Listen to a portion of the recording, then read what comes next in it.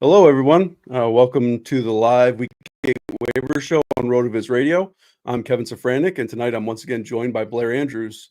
Blair, how is it going? It is going great. Even after a pretty disappointing week 7, I'm still most of my teams. Well, who am I kidding? A lot of my teams are dead, but still having fun. Yeah. So we were hoping that maybe Monday night would give us a couple better games. And I mean, at least your Ravens did well. Everybody That's right. else, not so much. Yeah. It was a little rough. So, I mean, with that being said, here we are. We're heading into week 8. The fantasy season in most leagues is exactly halfway over right now. I mean, like you said, like truthfully, it's been pretty brutal so far this year. Uh, it looked kind of like things were turning the corner, and then week 7 came along and just really just kind of punched us in the face. uh, we saw season-ending injuries to Chris Godwin and Brandon Ayuk, potential multi-week injuries to DK Metcalf, Mike Evans, just to name a few. So, we know that the NFL is volatile, it's volatile nature, especially this season. It seems like this season more so than any season I can ever remember. And it seems like people say that every year, but this year it actually seems true. Yes. I mean, it kind of goes to show why we got to stay diligent, across the entire season with our roster management, because like literally the NFL landscape just can change really at any moment. Uh, Staying on top of roster management is something that rings especially true kind of for the rosters we like to build at Rotoviz, because we're a lot of zero RB. We're waiting for guys to emerge, and then also drafting a lot of young players who have a tendency to emerge down the stretch. So I mean, our focus is make it through the beginning of the season, and then have these super powered teams heading in the surging that towards the end of the season and in the fantasy playoffs. Uh, so I mean, even if you're sitting at 2-5, there's always a chance that we could build these teams that finish 5-2, and especially like in our home leagues, where I know in a bunch of mine, 6 teams make the playoffs. Everything's not lost regardless of what my record is, because I still feel like I know that I can form my rosters to kind of make it or even squeak into the back end, even if they're underperforming to this point. um so, I mean, with all that stuff in mind, do you have any like macro level thoughts about the season to this point, and or kind of what we can expect for the rest of the season? Yeah, I mean, the whole season I think has so far been kind of weird in a lot of ways, in that we kind of have scoring down, it seems like almost at every position. So you know there are questions about whether that trend continues or whether it's more of a reversal in the second half, and that's kind of a difficult question to answer. One thing that's probably true is that with all these wide receiver injuries we had in week 7 and we continue to have, is that we will have a lot more of these young guys step up. We'll have more rookies who will need to be bigger parts of their offense, whether that's, Jalen McMillan or Ricky Pearsall or whoever is going to take over for Godwin and Ayuk and these guys who are going to miss significant portions of the season. And then, yeah, the other thing I think is that without a player like McCaffrey, we're not really getting that elite running back season either from anyone. Obviously, Saquon has been putting up some pretty big games. Derrick Henry's been putting up some pretty big games, but neither of them give you that receiving element as much as we've seen some from a lot of the elite running back seasons in recent history. So from that perspective, you can see how zero running back rosters will be even more valuable down the stretch as these zero running back candidates start to emerge, and there's not as much to separate them from the very top of the position. So, yeah, I mean, I said a lot of my teams are dead, but I'm really looking for most of them to make runs over the next few weeks. Yeah, I feel the same way too. I feel like, I mean, my overall portfolio, especially in best ball, is down a little bit compared to where it is. But it seems like it's almost been you mentioned Saquon, you mentioned Derrick Henry, and I mean I like those guys, but it seems like more, I don't want to say like a boomer sort of RB season where Yeah. all the robust RB guys would be like, I told you that zero RB is garbage, and a lot of people Right. are probably doing their victory laps after halfway through the season. But I mean, that's the biggest thing is like so many people, lose interest or whatever after 3-4 weeks of the season. They end up 1-4 or 1-5, and they just say, oh, screw it. But it's like the season, there's so much more to the season after that, and like really what makes great fantasy players is like I don't ever really give up. I'm not saying I'm a great fantasy player. I like in my own mind maybe, but like it's just just continuing to grind and working the waivers because it's like so many people either lose interest or like or just say screw it and throw in the towel, or even the people that are front running say, oh, my team's so good I don't really need to pay attention, and that's when we can gain some ground. So I mean it's definitely not over, and that's just kind of the mindset that we have to take into all of our leagues. Is like, hey, it's halfway over. It seems like it's been a long time since the season started, but really, like, who's to say if you didn't, if you started out 1-6, you can't finish, you can go make a run and literally win every game. So just Mhm. don't give up is the overarching theme of everything everything that we're going to talk about today. Um, so getting into waivers, want to start at wide receiver because obviously there's some big shakeups. Some of the league's best wide receiver course heading into week 7 might now kind of be some of the league's worst, at least in the short term. So I wanted to start in San Francisco. Ayuk is done for the season with a torn ACL. Debo might miss next week after suffering from pneumonia. They said he's in the hospital. He's dehydrated. They say there's a whole bunch of stuff. He has fluid in his lungs. He might not be able to breathe. Like he might be out for next week, and who knows, could be even longer. Obviously, Kittle is the play for as long as Samuel's out. But how should we be ranking, Juwan Jennings, Ricky Pearsall, and Jacob Cowing even rest of the season? And I also wanted to ask you if you think I'm forgetting anybody. Yeah. Well, I mean, Jennings, since he kind of was starting, not exactly, but he was involved a lot more before um, the Ayuk injury, I think would have to be the favorite to kind of take a big step forward and start to earn a lot more targets. And then, I mean, with Pearsall's draft capital, I would expect that I mean, I say that, but Shanahan doesn't care about that stuff. Yeah. So really, who knows? I mean, Cowing is pretty interesting. He had kind of a weird prospect profile where he was like uber productive at UTEP and then transfers to Arizona and kind of falls off a little bit. But his early college career looked like the sort of profile we really like. He's obviously got the speed, small guy, but pretty interesting. And then Pearsall, with the athleticism, I think both of these guys are guys who can make plays, especially in that offense. So I think we could see either one of them emerge. And at this point, it's a little hard to tell. I'd probably give the edge to Pearsall, but again, most of that kind of bias is coming from the draft capital, which probably is meaningless at this point. Yeah. I mean, that being said, too, I know even when Ayuk came out, I wasn't like the biggest fan of him, but I mean, I Hmm. feel like the 49ers kind of seem to know what they're doing. So even though Pearsall, like between his last 3 years, he never had more than a 28% dominator rating, which, even in the write up you did of him after the draft, it's like the value of highlights, like, oh, he makes these amazing plays. He's this athlete, 96% agility score, 94% explosion score. But like, where does he fall? Hmm. Um, so I don't know. I mean all of them are good pickups. I prioritize obviously Jennings first, but like I'm not completely sure that Cowing doesn't emerge. Right. He doesn't he has a good 40, but he's a small guy.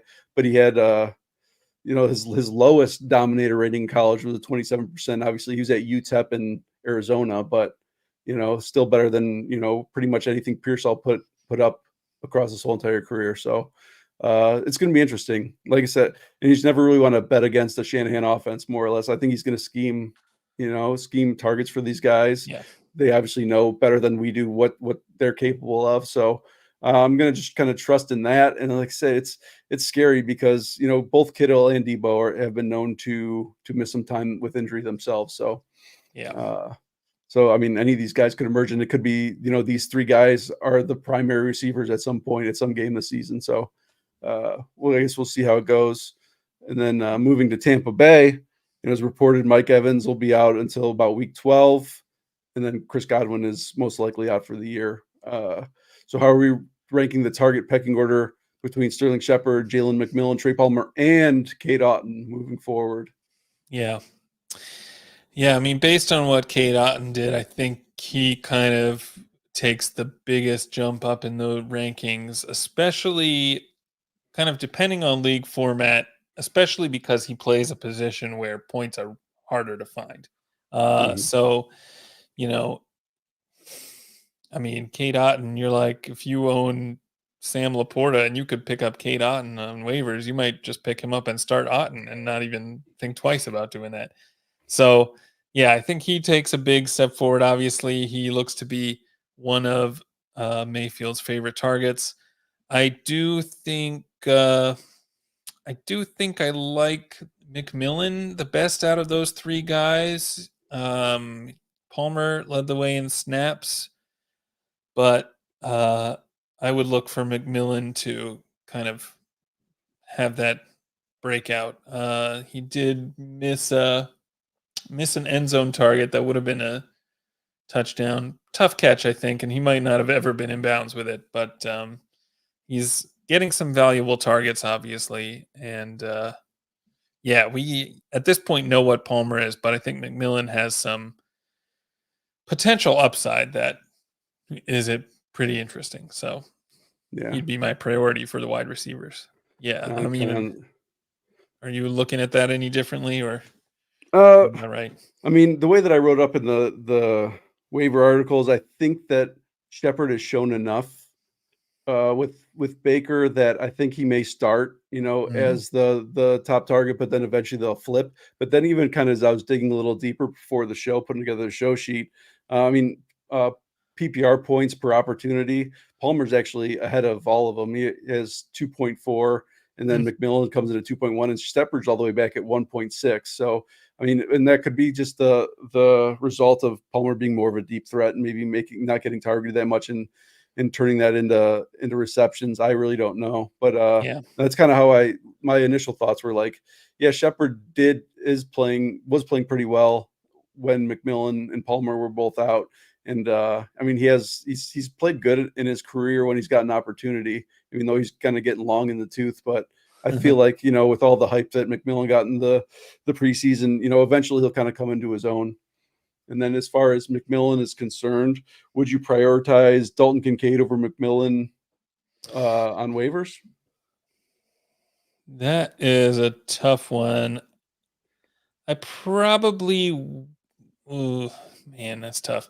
I probably would prioritize Kincaid, Yeah. even though there's, I think, quite a bit of uncertainty in that Buffalo offense as well. With Cooper coming in, we don't yet know exactly what his role will be. I think he only played, I want to say 19 snaps or something in his first game with the Bills. So once he's has more of a full time role, I think we'll see that target split.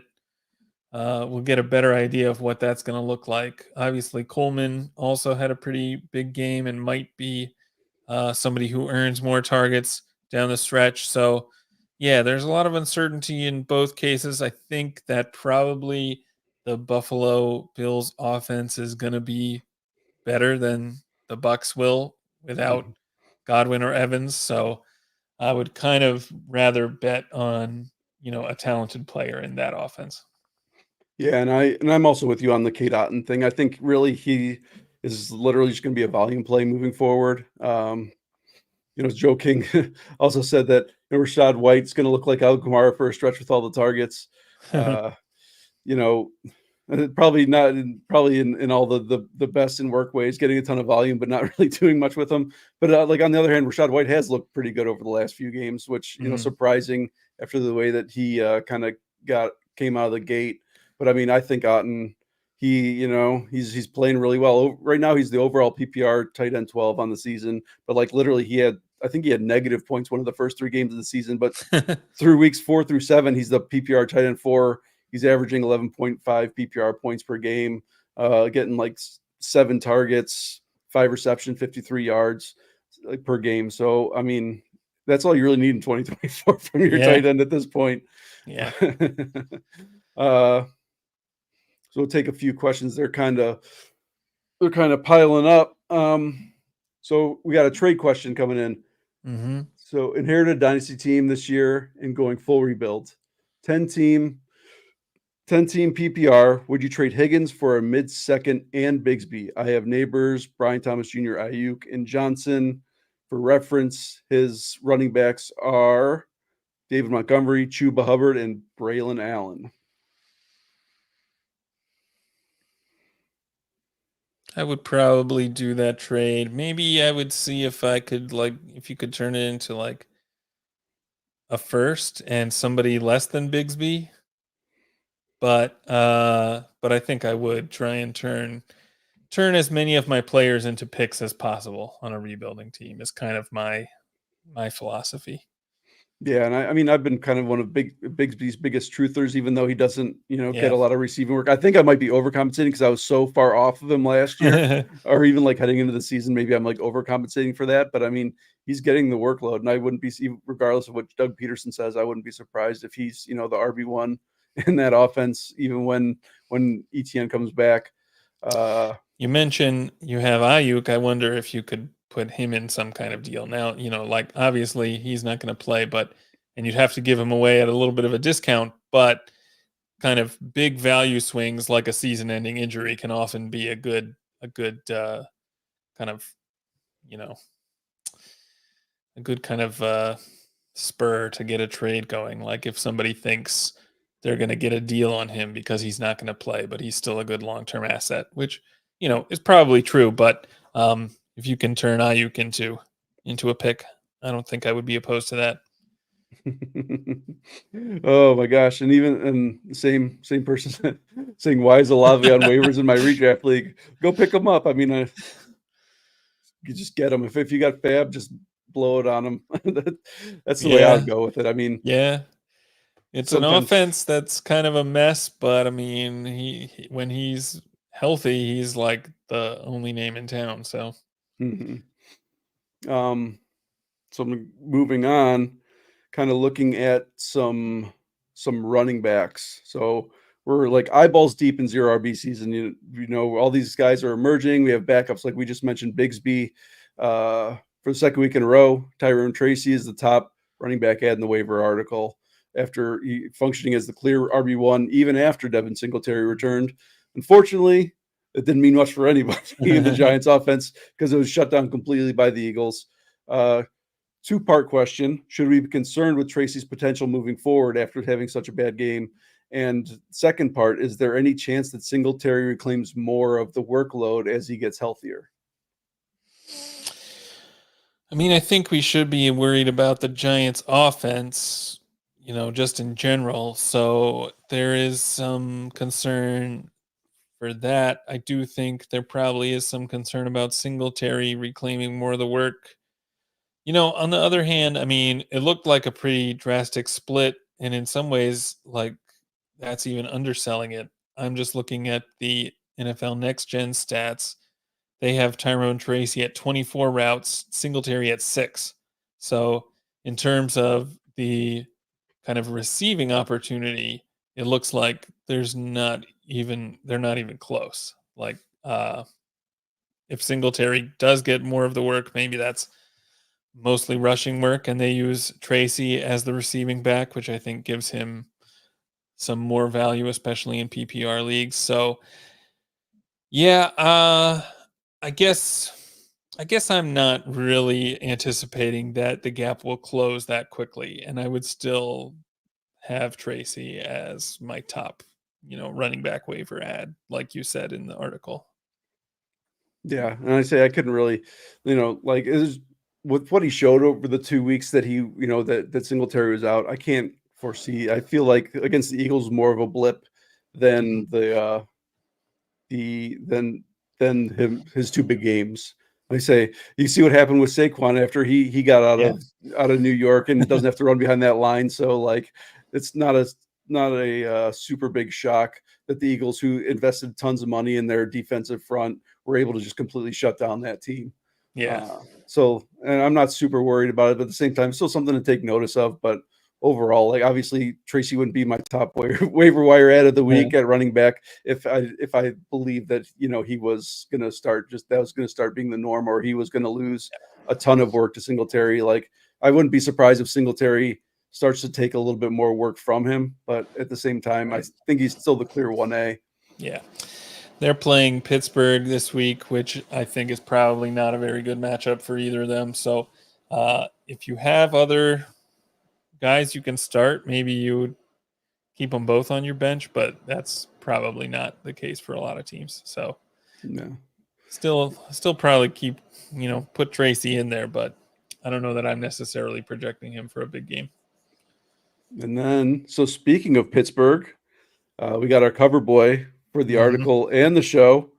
Jaylen Warren actually led Najee Harris in snaps this week, and he appears to be getting healthier. The change in QB definitely didn't hurt him, as Russ is going to probably check down quite a bit more than Justin Fields. So how are we feeling about the Steelers' backfield moving forward? It could be with or without Russ. I think that eventually Fields is probably going to come back in at some point. But while Russ is in, are we feeling better about Jaylen Warren? Yeah, I think so. I'm honestly, I guess, eating my words, because I was really skeptical of Russ and kind of wrote this up as not only a bad matchup for Pittsburgh, but one in which, kind of half jokingly, I was thinking the coaching staff was putting Russ in so that they could justify benching him later when he fell flat against New York. But he played well. He looked good. The team looked good with him there, and Warren looked good too. So I don't even know what to make of Pittsburgh at this point. They've been a surprise for sure. The only reason I wouldn't necessarily have Warren ahead of Tracy this week, if you have an option to pick up both, is that I do think Harris still commands a lot of the work in that backfield and is not going to move aside as easily as Singletary might if Tracy continues to play well. Yeah, so even regardless that Warren got more snaps, the rushing attempts were still 21-12 in favor of Najee. But this is kind of what we've seen from Warren over the past 3 years, the past 3 years is, Najee gets the most work, but Warren's the better runner. And it's like for a while I didn't think that we were going to see it at all this year. Honestly, I was like, Arthur Smith, bad juju, all that sort of stuff. And it's kind of nice that maybe that we might be seeing that flip starting to happen right before our eyes. You never want to get too comfortable with the Arthur Smith offense, but but I am pretty hopeful for Warren going forward. No, it's always going to give me bad vibes for the rest of my life. It's just, I just can't. I guess I have some legit trauma after kind of buying into Atlanta's offense and just saying, like, nobody can be this bad. Nobody can just mismanage a team so badly with all these talented players. But he did. Probably cost me quite a bit of money last year. So moving on. So at QB, it's reported that Tua is coming back this week.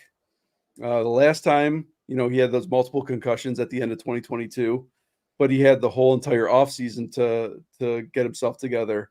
Now he's had 4 weeks. Obviously we're asking you through your medical expertise, Blair, but is there legitimate concern that he's not going to be the player that he was coming back? I don't know. I haven't heard anything. Obviously there's a lot of doctors out there that know more than we do, right? But his brain is, suffered a lot of trauma over his career. I don't know. I don't feel great about it. I don't feel like he's just going to come back in and just magically poof, be the old Tua that, led the league in passing last year. Yeah. I definitely have concerns about him coming back. I mean, it's weird to think that his presence could have such a profound impact on this offense that they go from like being one of the most exciting offenses to being completely unusable in fantasy without him. Um, maybe the backup quarterbacks are just that bad, and he's that much of an improvement that once you pair him with these like legit talented weapons like Hill and Achan and Waddle, that you know that creates magic. But I'm definitely concerned. Although I guess I would say I'm cautiously optimistic. Yeah. I do think he's a big upgrade for this offense for sure. Yeah. Um, yeah, it's just say like I don't know. I mean, I get it. These guys are like make more money than I could ever dream of, and people like point to that and be like, okay, well they know what they're getting into, but still, like I feel for the guy. I'm like genuinely concerned for his safety, and it's not Right. like he's a dumb guy. Like, he's talking to doctors and he seems intelligent and all that sort of stuff. But like, man, like I don't know, like what do you got to play for at this point when so much could go wrong? I'm like legitimately worried about him, and I don't know the guy personally, but like I don't Yeah. know. It's rough, man. Right. Um, Yeah. Well, that's true, and that's like a whole separate question. And I think, yeah, yeah, I mean, if he's gonna play, then you probably want him on your fantasy team, and you want to be yeah, starting. But there's definitely some concern for his long term health, and yeah, just hope that he doesn't take any more big hits like that. yeah. So it's kind of interesting that we have, like viable tight end ads available readily on the waiver wire at this point in the season, but that's kind of where we're at right now. Um, this week right now, like the top two names in the tight ends for in the article were Hunter Henry and Kate Otten. Hunter Henry seems to have a pretty good rapport with Drake May so far in his first two games. I mean, he's the tight end 6 overall right now. Last 2 weeks with Drake May, he's averaging 15.2 PPR points, getting 7 targets, 5.5 catches, 67 yards, and a touchdown every other game. Between Otten and Henry, who do you like? I mean, could be short term, rest of the season. I mean, I think they're Yeah. both actually pretty good ads. Yeah, they are both good ads. I probably prefer Otten just because I have a little more faith in Baker Mayfield at this point. And he's getting a ton of volume. He's been getting it for a while. Of course, Henry has too, from Drake May anyway. So yeah, I don't think you can really go wrong with either. They're both obviously seem to be the number one targets in their offenses at this point. Um, so yeah, you know, the one thing that's nice about Henry is that there doesn't. Well, I mean, that's the case with Otten too. Basically, neither of these offenses have other weapons that are really established that you think that could overtake them. So in both cases, I kind of think we might have a lot of games where the offenses don't score a lot and the targets look kind of empty, but maybe that's okay given the state of the tight end position. Yeah, especially if you're in FFPC leagues. I mean, they're Yeah. viable flex options at that Yeah. point. Yeah. Cool. I wanted to do some rapid fire with you. So being a guy from Baltimore, I don't know if you have any inside scoops or anything, but I was really interested in Rashad Bateman versus Keon Coleman rest of the season because I mean Mm, they both had big games yeah. like in week 7, and on top of it, Bateman's been really going off for the last few weeks. So I Right. don't know if Yeah, Bateman is interesting. Obviously, a guy we liked when he was coming out of college. I think that both Bateman and Coleman are going to have blow up weeks like this where they put up some big scores, and they're both going to have a lot of weeks where they are basically zeros. I mean, you know, Bateman had this big game, 121 yards, but he was only targeted 4 times. Coleman at least got those 7 targets. So maybe you could say there's an argument for Coleman that he's going to have more volume. But again, with Amari Cooper kind of being worked in, we can't even say that with much certainty. So I guess I'm leaning Coleman, but it's very close. Yeah, and say fun fact that I didn't realize until I was writing the waivers article, but since week 5, Bateman has actually been the PPR wide receiver 8, and he leads all wide receivers in expected points added, which is pretty wild. But I mean, he's doing it on extreme efficiency. He's their deep threat now, and it's like there's just so many weapons in that offense, especially now that the Mark Andrews is kind of picking up. That like who's going to choose to pick like, well, nobody's going to say I'm going to double team Rashad Bateman when you have to worry about Derrick Henry, Lamar Jackson, Zay Flowers, and Mark Andrews. It's just like, no, we're going to let him, run down the field and he's going to make plays. So, I mean, I like you said, I think they're going to have good weeks and bad weeks, but I mean, I was kind of pleasantly surprised that Bateman's doing that well after I wrote him off. I didn't draft him very much this year in best ball, but I'm definitely adding him on waivers. Yeah. And then it's a little harder to see how his volume keeps up. I mean, in this game, you had Flowers at only 1 target. And, we know that he's going to have some big games too, where he's commanding those targets. And if Andrews is coming on, it's harder to see how Flowers gets the or Bateman gets the volume versus maybe Coleman, who could, the target competition in Buffalo maybe isn't as strong. Yeah, and I wrote it up in the Monday review that, maybe Amari Cooper is kind of the thing that kind of unlocks it for the rest of the receivers, where now he gets more defensive attention because like when it was, Kincaid, Shakir, and Coleman as the primary targets, like that's who the defenses are going to focus on. Now it's pretty much with that fourth added dimension, like they're going to create a mismatch somewhere where probably before Cooper was there, those 3 guys could, essentially get locked down or, like defense probably weren't very intimidated by those 3. But when you add like a 4th receiver, so now you have a guy that's like, we'll say Cooper's a plus receiver, and then all these other guys that are plus at what they do as well. Like now I think everybody's going to see a little bit better targets and get open a little more just because, across the board, there's probably going to be some sort of mismatch when all 4 of those receivers on the field together. Yeah.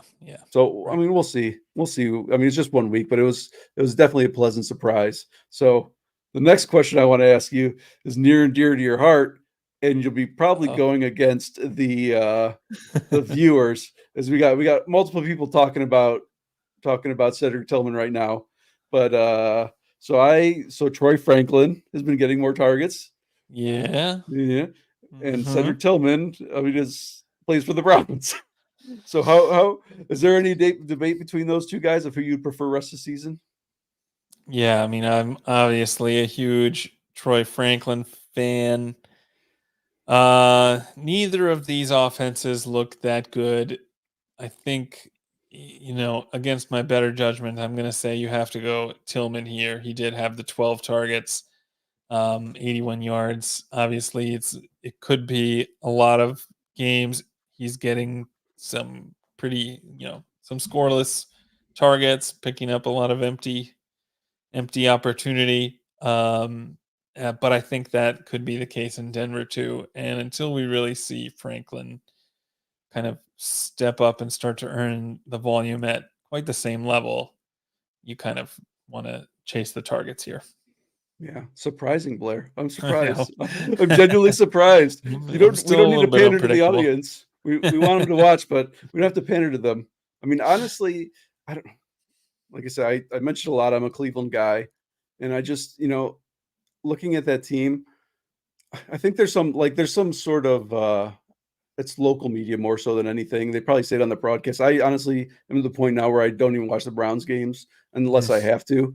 But like I'm pretty sure that like DTR and Cedric Tillman went to high school or something together, and they have like this rapport between the 2. Like they have some sort of connection, and maybe that could be part of it. I mean, I understand they're trying to get him more involved, but I mean, honestly, I'd still go Troy Franklin. I even wrote in the article in the waiver article that I would even, bid up for him. I just don't think you have to at this point. I don't think many people are as excited as we are about Troy Franklin. So like, it's okay if you scale back your bid. I said like 1 to 5% fab. It does kind of depend. Sorry. It does kind of depend on what your team needs are, right? Because it could be the case that Franklin takes a few more games to really get going. Whereas if they are trying to emphasize Tillman in this receiving game right away, like, you know, if next week he has another 8 to 10 targets and 60 yards and scores a touchdown, that's a pretty usable fantasy score for your lineup. So, maybe you kind of can prioritize it in terms of whether you have a short term or long term need at wide receiver. Obviously, no teams on bye in week 8, so that helps, but there are a lot of injuries out there. Yeah. One real last quick rapid fire wide receiver question. Is Romeo Doubs the Packers wide receiver 2 for the rest of the season? No. Okay. All right. And then I guess the follow-up would be, who is? Yeah. No, maybe it is Dobbs. I still like Wicks though. Yeah. I don't know. I mean, I'm to the point now where I am leaning Dobbs personally, honestly. Yeah. Like, I don't know, like throwing a temper tantrum and like being passive aggressive apparently works in the NFL. Right. Like, oh, here, we're just gonna like pepper you with targets now after after Yeah. you just act like a child, and millionaires being upset about what, I don't know, but like, I mean, I feel for these guys when they get hurt, but not when they like aren't getting the work. Like, play better then, Yeah. play better. I mean, I I don't think, know. yeah, right. I mean, I think the truth is that there probably isn't going to be a reliable wide receiver 2 in Green Bay for the rest of the year. And these guys are going to be kind of trading off games and stuff. The only one that I really feel very comfortable starting is still Jaden Reed, even though he didn't have a great game in week 7, but still he's the only one that I would feel comfortable really putting in the starting lineup at this point. Yeah, we did just get it's more of a grade the trade Mm-hmm. comment. So we traded Jacobs. I'm assuming Josh Jacobs for DJ Moore and a mid-round pick. But the running backs, he already has Kamara, Kareem Hunt, Isaiah Pacheco, Hubbard, Bigsby. He needed a wide receiver. Even if you didn't need a wide receiver, I like the trade. Yeah, I I'll like take that DJ trade. Moore over Jacobs. I mean, plus then on top of it, you get a mid-round pick. I mean, Right. at this point, I mean, I don't I kind of said it early in the season when Kamara was going off, but like I'd be looking to kind of get rid of Kamara too. I don't know how many people will be buying because he kind of hit that wall now, but I mean, still, if he's still off the top of my head, I don't know, but he's still up there in running back rankings Right. overall in PPR. So I would still be attempting to move him if people are buying. With the way he's currently the RB2 overall in PPR. So I mean, I would be trying to move him for another wide receiver if I could. If you need wide receivers, Yeah, right. I mean, Kamara is a good one too. yeah, especially with the oops, the running backs that he currently has, between Kareem Hunt, Hubbard, Bigsby. Like, I don't know. Obviously, say since I'm a zero RB player, like generally those are the guys that like excite me. It might not excite Yeah, normal right. fantasy players, but I'm like, ooh, that's a good running back room for somebody that drafts tons and tons of wide receivers all the time. Right. It's So maybe pick a that first little, wildcard. yeah, maybe a little fragile with Brooks potentially coming back soon, and kind of who knows what happens when ETN is back. So maybe you don't want to get rid of all your running back firepower, but I mean, at this point, I think you could probably get a lot for Kamara. Still get a decent wide receiver and some other assets. So I wouldn't be opposed to trying to move Kamara as well. And I do like the Jacobs for more trade. Yeah, and I mean the one thing too, I don't know, since his contract is pretty bloated, I do believe, but I mean I would be surprised if they try to move him. That's the one way I would be Mm. excited to keep Kamara is like say the Chiefs go out and try to get him, or some team like that with an effective offense. I don't think him on the They Saints the did rest of the just season re-sign him, right? So I don't know what that might do. Like they just signed him to an extension, so that might would. change kind of how. I thought it was the other way around where he was trying to get one, but he never did. I could be wrong on that as well. I know that there was quite a bit of talk about it, but I my Yeah, I thought was thought I actually just saw that this afternoon. okay. All right. Maybe we're gonna get Kamara agrees to 2-year, $24.5 million contract extension with Saints. Did that just happened today? That happened today. Oh, okay. I hadn't seen that yet. So I don't know what that might mean for his future with the Saints, if that makes it harder or easier for them to move on from him. Probably it is a way for them to, keep him under contract and be able to pay some other people, one would think. So yeah. Hmm. Wise, I did not hear that. So yeah, that definitely changes things a little bit. Breaking news. Yeah. All right. Well, I mean, we're just about out of time here. I want to thank everybody for tuning in and submitting your waiver questions.